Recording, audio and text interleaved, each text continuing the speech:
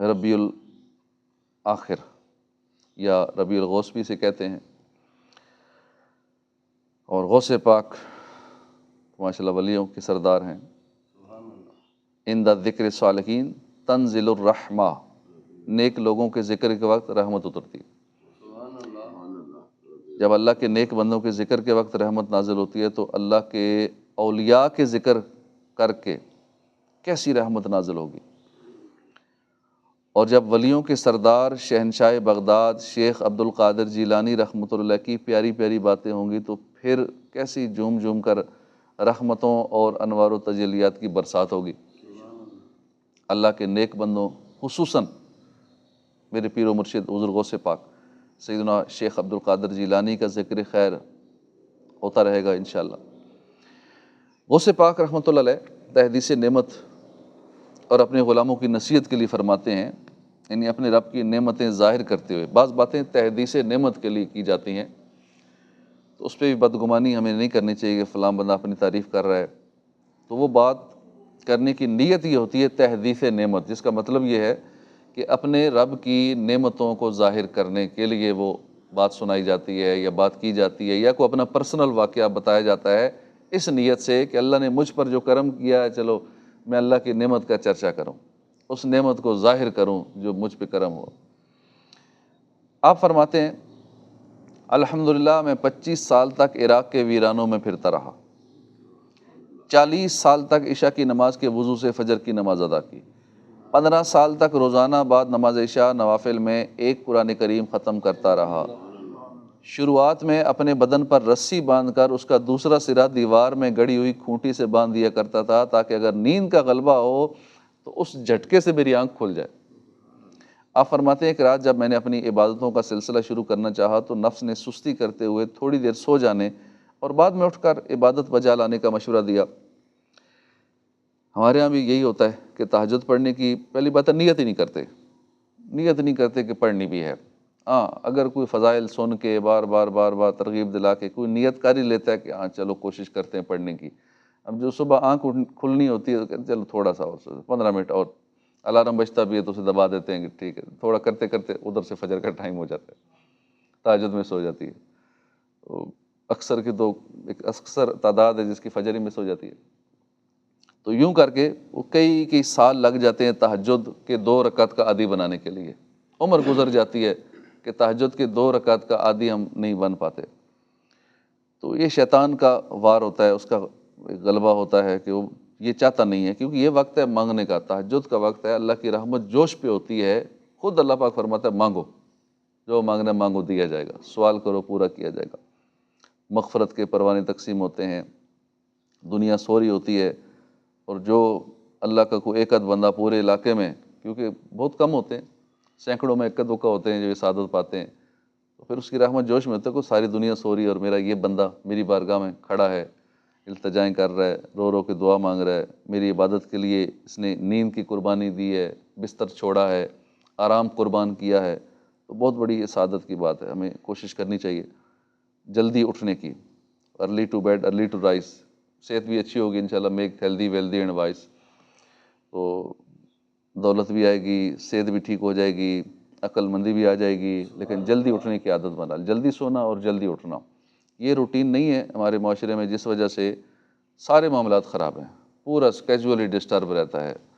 کہ نہ ہماری سونے کی ٹائمنگ، نہ کوئی جاگنے کی کوئی ٹائمنگ، بس ایک عجیب سی ایک روٹین بن، جس وجہ سے افراتفری کا ایک عالم بنا ہوا ہے، پھر ذہنی ٹینشن، انگزائٹی، اور ذہن ایک ایسے پریشر کا شکار ہے کہ کام رہ جاتے ہیں روزانہ، وقت میں برکت نہیں ہے، 100 کام پھر رہ جاتے ہیں، وجہ یہ ہمارا شیڈول سیٹ نہیں ہے، کیونکہ نیند پوری نہیں ہوگی تو بھی مسئلہ، صحت کا خیال نہیں رکھیں، کھانے پینے کی روٹین سیٹ نہیں ہے، بس جتنا دل آیا کھائی جا رہے ہیں، اپنی صحت کا خیال رکھنا ہوتا ہے، کھانے کے حوالے سے بھی، سونے کے حوالے سے بھی۔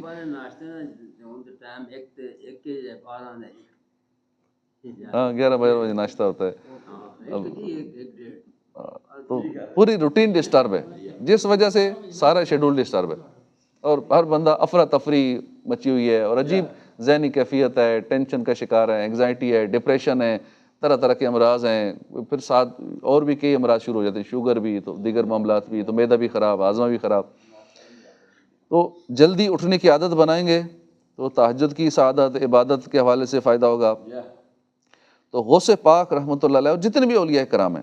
ان کا یہی معمول ہوتا تھا کہ یہ جلدی جاگنا اور عبادت کرنا، بلکہ ساری ساری رات یہ لوگ تو عبادت میں لگے رہتے۔ آپ فرماتے ہیں ایک رات جب میں نے اپنی عبادتوں کا سلسلہ شروع کیا، کرنا چاہا، نفس نے سستی کرتے ہوئے تھوڑی دیر سو جانے، بعد میں اٹھ کر عبادت بجا لانے کا مشورہ دیا۔ جب اتنے بڑے ولیوں کے سردار کو نفس یہ مشورے دیتا تھا، پھر ہمیں تو کچھ سمجھتے ہی نہیں ہے نا۔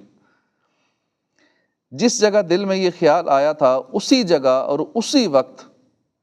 ایک قدم پہ کھڑے ہو کے پورا قرآن ختم کیا۔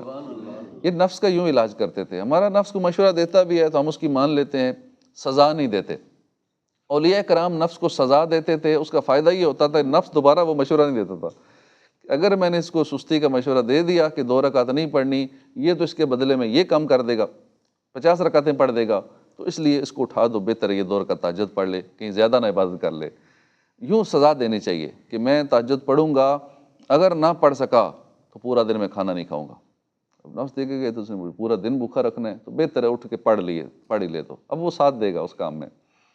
یا اگر 2 رکعت آج رہ گئی، یا فلاں جو نیک کام کی میں نے نیت کی ہے یہ کام رہ گیا نا، اب میں اس کے بدلے میں 10,000 درود پاک پڑھوں گا، اس کے بدلے میں اتنا اللہ کا ذکر کروں گا، اس کے بدلے میں یہ کروں گا۔ اب اس کو سزا دے، وہ بھی کسی عبادت کی صورت میں، اب آئندہ کے لیے وہ بھی سمجھ جائے گا کہ یہ کام اسے نہ کرو، ورنہ یہ اس کے بدلے میں یہ کر دے گا۔ تو اللہ والے یہی کرتے تھے، جس جگہ پہ دل میں خیال آیا اسی جگہ کھڑے ہو کے پورا قرآن ختم کرایا۔ تو غوث پاک کی محبت کا دم بھرنے والوں، کیسی کیسی غوث پاک کی عبادتیں کرتے تھے، اور نفس کی طرف سے وسوسہ آیا تو کیسی انوکھی سزا دی۔ غوث پاک اس قدر عبادت کرتے تھے، ہم ان کے ماننے والے ہیں، اگر 5 وقت کی نماز بھی نہ پڑھ پائیں تو کیسے غوث پاک کے عاشق ہیں ہم؟ غور کرنا چاہیے۔ اگر ہم نفس و شیطان کی تھوڑی خواہشات مانیں گے نا تو یہ پھر اپنی ساری خواہشات منوائے گا۔ مثلا فجر کے لیے کسی کی آنکھ کھلی، اس نے یہ سوچا کہ ابھی تو اذان ہو رہی ہے، ابھی جماعت میں ٹائم ہے، تھوڑی دیر سو جاتا ہوں، اور سو گیا۔ کئی مرتبہ ایسا ہوتا ہے جماعت نکل جاتی ہے۔ نیز یہ مسئلہ بھی یاد رہے کہ اگر رات دیر سے سونے کی وجہ سے نماز فجر کے لیے آنکھ نہیں کھلتی اور نہ کوئی جگانے والا موجود ہے تو ضروری ہے کہ جلدی سوئیں۔ کہ فقہائے کرام فرماتے ہیں جب یہ اندیشہ ہو کہ صبح کی نماز جاتی رہے گی تو بلا ضرورت شرعیہ اس رات دیر تک جاگنا ممنوع ہے۔ اب بندہ کہ نہیں رات ساری رات محفل میلاد کرنی ہے، ساری رات نعت خوانی کرنی ہے، اور فجر کا خطرہ ہو کہ اس کی وجہ سے میری فجر جا سکتی ہے، اس بات کا اندیشہ ہو، تو پھر اس کے لیے وہ سارے کام چھوڑنے پڑیں گے۔ اس کو اس رات وہ نہیں کرنے پڑے۔ فجر فرض ہے نماز پڑھنا، مستحب کام کرتے رہتے ہیں ہم پوری رات اور فرض چھوڑ دیتے ہیں۔ اچھی خاصی تعداد ہوتی ہے، بڑا مجمع ہوتا ہے سینکڑوں کا، ہزاروں کا، اور ساری رات محفل جاری ہے 12-1 بجے تک، 2 بجے تک، اس کے بعد فجر میں نمازی پہلے سے کم ہو جاتے ہیں، گھر میں بھی نماز چلی جاتی ہے۔ تو یہ معاملہ درست نہیں ہے، ہمیں فرائض اور واجبات کی پابندی کرنی چاہیے۔ صلو علی الحبیب صلی اللہ تعالی علی محمد صلی اللہ علیہ وسلم۔